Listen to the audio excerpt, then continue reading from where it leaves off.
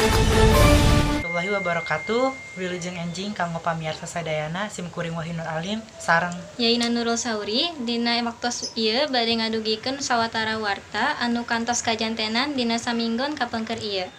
pendaftaran peserta didik baru atau anu disebut PPDB tahun ajaran 2020-2021 hiji di SMK Negeri Hiji Kota Bogor babak kahiji atos diayakan dina dinten Senin kaping 8 nepi ka 12 Juni 2020. Pendaftaran ieu dipigawe secara mandiri. Para siswa anu arek ngadaftar kudu merhatikan lengkah-lengkah di handap ieu.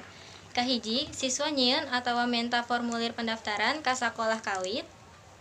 Anu kadua, siswa anu atos ngabogaan rekening nangtukeun sakola menten anu bade dipilih sarta milih jalur pendaftaran. Contohna aya perpindahan sepuh, anak guru, jeung prestasi.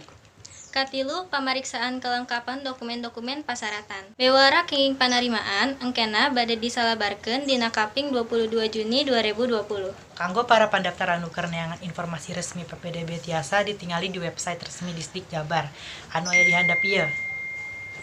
Rupina sakitu warta anu parantos tiasa didugikeun ku simkuring kapayunan pamiarsa sadayana. Mugi ieu warta janten mangpaat kanggo pamiarsa sadayana. Wilujeng tepang deui dina waktos anu kapayun. Hatur nuhun. Wassalamualaikum Warahmatullahi wabarakatuh.